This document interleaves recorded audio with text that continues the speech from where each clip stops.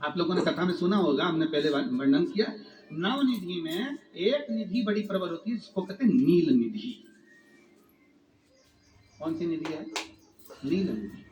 महाराज, दुनिया के लोग भगवान से कहते हैं, भगवान हमको अष्ट सिद्धि नव निधि दे दो। हम कहते हैं कि नव निधि की जगह अगर आपने केवल नील निधि का मतलब होता है विश्वनाथ जी को, शंकर जी को, भोलेनाथ जी को, शंभुनाथ जी को अगर श्रावण के महीने में सोमवार पड़ जाए, श्रावण के महीने का सोमवार पड़े और श्रावण के महीने के सोमवार के दिन, श्रावण के महीने के सोमवार के दिन अगर नाग पंचमी पड़ जाती है और भगवान शंकर को एक कमल आता है श्वेत, एक कमल आता है नीला गुलाबी सा, हल्का सा नील वर्ण का, एक कमल हल्का सा नीला जैसा गुलाबी सा दिखता है। वो कमल यदि शिव जी को मात्र एक समर्पित कर दिया जाए, सावन के महीने के सोमवार को पड़ने वाली नाग पंचमी के दिन अगर वो नील निधि के नाम से, हे भोले बाबा आपके जीवन की सारी जितनी निधियां हैं वो नील निधि में समाहित है, और उस नील निधि के भाव से मैं ये कमल दल आपको दे रहा हूं और बाबा को समर्पित कर कर वो कमल दल भगवान शंकर के मंदिर से लेकर आ जाओ। जिंदगी में कभी भूखे नहीं रहना पड़ेगा, सारी निधियां तुम्हारे पास में होगी, सारी सिद्धियां तुम्हारे पास। वो नील निधि 33 वर्ष में बाबा जी, 33 वर्ष में 6 बार सावन के सोमवार को नाग पंचमी पड़ी है। 33 वर्ष। एक पड़ी थी 96 में, एक पड़ी थी 99 में, एक पड़ी थी 2012 में, एक पड़ी थी 2019 में, एक पड़ी थी 2023 में, और अब इस वर्ष भी 2026 में सावन के सोमवार को 17 तारीख को बाबा की ये शिवरात्रि फिर पड़ रही है, वापिस नाग पंचमी पड़ रही है, वापिस नाग पंचमी पड़ रही है। सावन के सोमवार पर पड़ने वाली नाग पंचमी को निधि पंचमी कहा जाता है, नील निधि पंचमी। भले वो नाग पंचमी है पर वो इतनी निधि दे देती है। क्यों कहते हैं महाराज? आपने देखा होगा चंद्र ग्रहण सूर्य ग्रहण होते हैं तो लोग शंकर जी के मंदिर में बैठकर तप करते थे, अघोरी तप करते थे, साधना तप करते थे।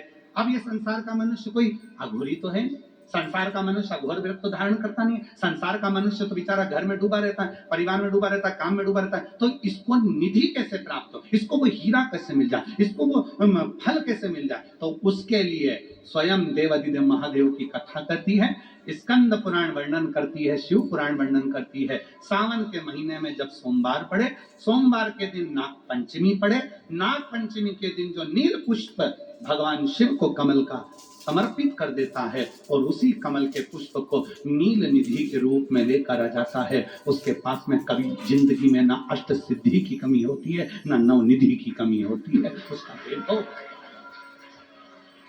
वैभव जितने संसार के लोग कर्जे में, भले तुम्हारा बैंक का कर्जा हो, लोन का कर्जा हो, चाहे तुमने दुनिया में कहीं से भी कर्जा ले रखा हो, एक बार अभी 17 अगस्त को पड़ेगी, सोमवार को नाग पंचमी 17 अगस्त।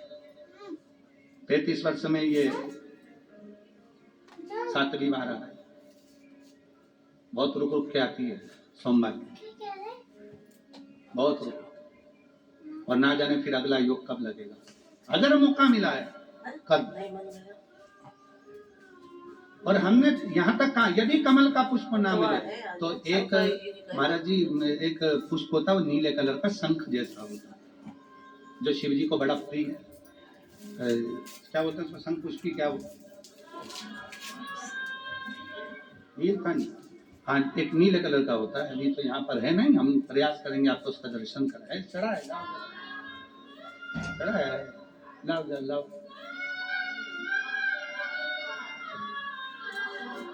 अच्छा यहाँ मिलता है, अच्छा हाँ ये देखो, अगर मान लो तुम्हें नील कमल ना मिले, नील कमल प्राप्त ना हो, कहीं सरोवर तालाब में अभी बहुत बारिश हो रही है, कहीं जाना नहीं, नील कमल नहीं मिल रहा, तो ये नीला पुष्प अगर आपको मिल जाए, एक बार नील निधि के नाम से शिव को समर्पित करना और बाबा को समर्पित कर कर उसी को वापस लेकर आना। बाबा मेरे घर में अष्ट सिद्धि नव निधि निवास करे, कृपा करना। 1 साल के अंदर आप सब पत्र में लिखकर भेजोगे कि आपको किसी के दरवाजे पर हाथ फिराने की जरूरत नहीं पड़ेगी। भगवान जो वैभव देगा वो देखते बने। नील निधि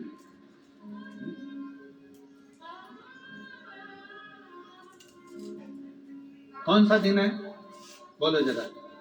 सावन के, जम के बोलो जरा, जम के बोलो। सावन के सोमवार पर यदि नाग पंचमी पड़े, फिर हमें ना तो तप करना है, ना साधना करना है, ना कोई उपवास, ना कोई।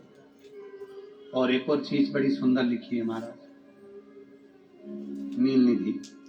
ध्यान दीजिए, यदि डॉक्टर ने कह दिया तुम्हारे शरीर में कोई गठान है, बहुत बड़ा कोई रोग हो गया है, ये छूट नहीं रहा है, बहुत तकलीफ में पड़े हुए हो और मिट नहीं रहा, तब शिव जी के शिवलिंग पर एक दुर्वा का मुख हो जलाधारी की ओर, जहां से पानी बहता है। बेलपत्री का डंडी का मुख हो जहां से जल बहता है, जलाधारी की ओर। और 2 छोटी छोटी कटोरियों में, यदि सावन महीने के सोमवार की नाग पंचमी पर अगर दूध चढ़ाया जाता है और उसको दूध चढ़ी हुई बेलपत्री और दुर्वा दोनों को लेकर आया जाता है, दुर्वा सुबह के समय द्वितीय दिवस में, जिस दिन चढ़ाओगे उस दिन नहीं, द्वितीय दिवस में उसको सुबह सुबह चबाकर खा लीजिए। और बेलपत्री को जिस कक्ष में आप सोते हैं उस कक्ष में उसको रख लीजिए, कहीं पर भी, हमेशा के लिए। जो शरीर का रोग है वो धीरे धीरे मिटेगा ही, और 4 से 6 महीने के अंदर बड़े से बड़ा रोग सारी रिपोर्टें नील आकर सामने खड़ी। ये कोई साधारण नहीं है। सावन महीने का सोमवार उस दिन पड़ने वाली नाग पंचमी। आप सबको तो साधुता है, अब की बार 17 अगस्त को पड़ रही है और बाबा की कृपा से आपको ये कथा श्रवण करने को मिल गई नील निधि की।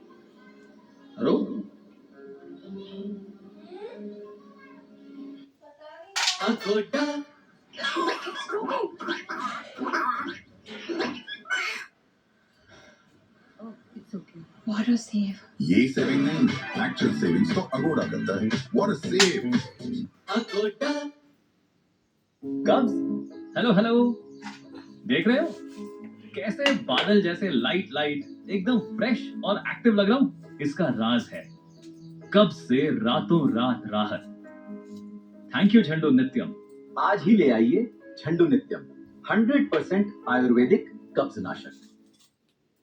आपको मालूम होगा कि ये सोमवार का दिन, सावन के महीने का सोमवार इतना प्रसिद्ध क्यों है? श्रावण के महीने के सोमवार का इतना महत्व क्यों होता है?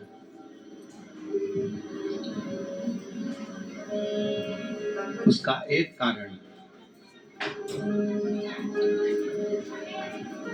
सावन के सोमवार का इतना महत्व क्यों है? सारे सोमवार होते हैं, सारे श्रावण सोमवार का दिन होता है, सारे सोमवार मान्य होते हैं, पर सावन के सोमवार की इतनी महत्वता क्यों है?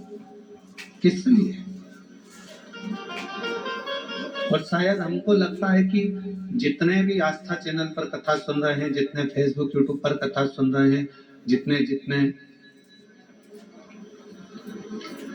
अपने अपने मोबाइल पर सोशल मीडिया में कथा सुन रहे हैं, हमारे को लगता है कि उनको भी नहीं मालूम होगा कि सावन के सोमवार की इतनी महत्वता क्यों है, किस लिए? सावन के सोमवार की महत्वता इसलिए है कि भगवान देवादिदेव महादेव का विवाह ख्याति देवी लक्ष्मी जी से करना चाहती थी, पर माता लक्ष्मी ने, भगवान शिव ने माता लक्ष्मी का चेहरा देखा, पढ़ लिया कि ये तो भगवान नारायण के स्नेह है, और भगवान नारायण लक्ष्मी जी से विवाह करना चाहते, और दोनों के विवाह की बात भगवान देवादिदेव महादेव ने माता ख्याति देवी से कह दी कि इनका विवाह करो। अब माता लक्ष्मी जी ने बड़ा निवेदन करा, आपने हमारा विवाह भगवान नारायण के साथ में कर दिया, हमारे मन की बात को रख लिया, बड़ी कृपा करी भोले बाबा। मेरा मन है मैं आपके चरणों की सेवा करूं। मुझे कोई सेवा आपकी बताओ। शिव मंदिर में कभी भी जाकर पंडित जी से मत पूछना कि यहाँ की कोई सेवा मुझे बताओ। भगवान के अन्य मंदिर होंगे तो वहां जाकर पूछना, देवी जी के मंदिर में यहाँ सेवा बताओ, राम जी के मंदिर में पूछना यहाँ सेवा बताओ, भगवान कृष्ण के मंदिर में पूछना हमारे लिए कोई सेवा बताओ, भगवान दत्त के मंदिर में पूछना हमारे लिए सेवा बताओ। सारे मंदिरों में जाकर कहना कि हमारे लिए सेवा बताओ, और शिव जी के मंदिर में जाकर मत कहो कि हमारे लिए सेवा बताओ। वहां तो झाड़ू उठाओ, सेवा में लग जाओ। वहां तो निर्माल्य पड़ा है, उसको उठाओ, विसर्जन में ले जाओ। वहां पोछा उठाओ, पोछा लगाना प्रारंभ कर दो। शिव जी का श्रृंगार करना प्रारंभ कर दो। शिव जी का सुंदर स्नान कराना प्रारंभ कर दो। शिव मंदिर में सेवा पूछी नहीं जाती, सेवा करी जाती है।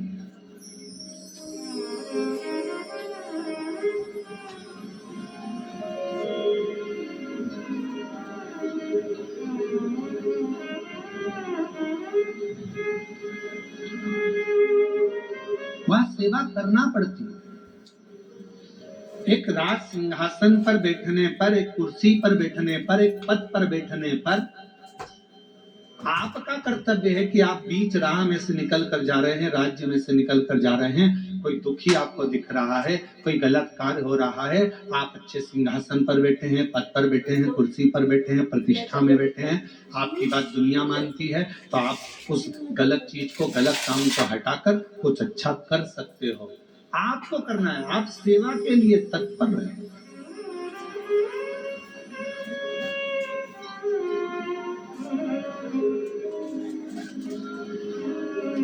यहाँ चुनाव होते हैं, जम के तो बोलो, पार्षद बनते हैं, जम के बोलो, बनते हैं, अध्यक्ष बनते हैं, उपाध्यक्ष बनते हैं, सचिव बनते हैं, सारे पद दिए जाते हैं। एक विधायक का भी पद दिया जाता है, सांसद का भी पद दिया जाता है, अध्यक्ष का भी पद दिया जाता है, पार्षद का भी पद दिया जाता है, सरपंच का भी पद दिया जाता है, और ये पद केवल एक जगह पर नहीं, पूरी दुनिया में दिए जाते हैं। क्यों दिए जाते हैं? पार्षद जिस वार्ड का पार्षद होता है, जिस क्षेत्र का पार्षद होता है, उस क्षेत्र के पार्षद को, उस क्षेत्र के लोगों को बोलना ना पड़े कि पार्षद साहब हमारी ये नाली की प्रॉब्लम है, हमारी रोड की प्रॉब्लम है, हमारी ये प्रॉब्लम है। पार्षद उसी क्षेत्र का है, उसी कॉलोनी का है, उसी सोसाइटी का है, वो वहां घूमे और घूमने के बाद वो देखे कि मुझे सेवा का मौका कहाँ मिलेगा, मैं कहाँ सेवा करूं, मैं ये नाली बनवा दूं कि रोड बनवा दूं कि मुझे ये करना है। वहां कहना नहीं पड़े, शंकर के मंदिर में कहना ना पड़े कि तुम्हें ये करना। शिव मंदिर में जाकर कभी नहीं पूछना कि मुझे सेवा क्या करना। शिव मंदिर में तो जाकर सेवा का क्रम करो। अब लक्ष्मी जी पूछ रही हैं भोले बाबा से, आप मुझे बताओ, मैं आपकी सेवा में लगना चाहती। शिव जी ने कहा कि मैं क्या सेवा बताऊं, आप जाओ भगवान नारायण की सेवा करो। तब लक्ष्मी जी ने सोचा कि देवाधिदेव महादेव मुझे सेवा नहीं बता रहे हैं। सावन का महीना था, सोमवार का दिन था। माता लक्ष्मी पूरे सावन के महीने में शिवालय में जाती, शंकर जी के कैलाश पर्वत पर जाकर खूब सेवा करती, खूब।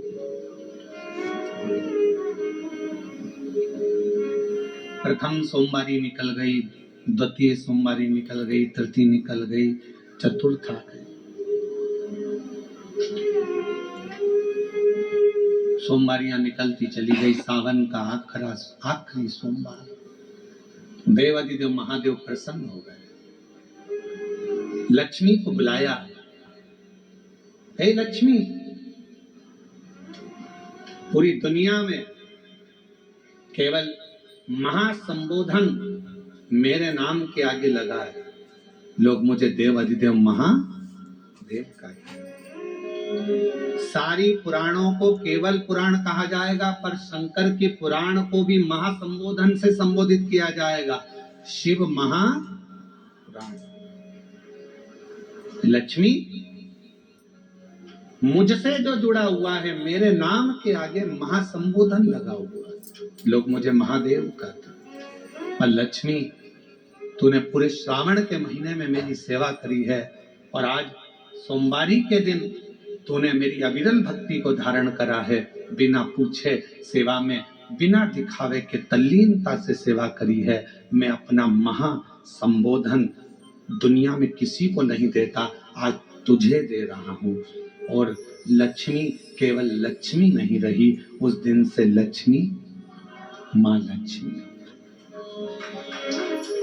लक्ष्मी केवल लक्ष्मी नहीं रही, उस दिन लक्ष्मी महालक्ष्मी के संबोधन से प्रकट हुई। आज महासंबोधन लक्ष्मी जी को अगर किसी ने दिया तो भगवान देवाधिदेव महादेव ने दिया। और वह महासंबोधन कब मिला?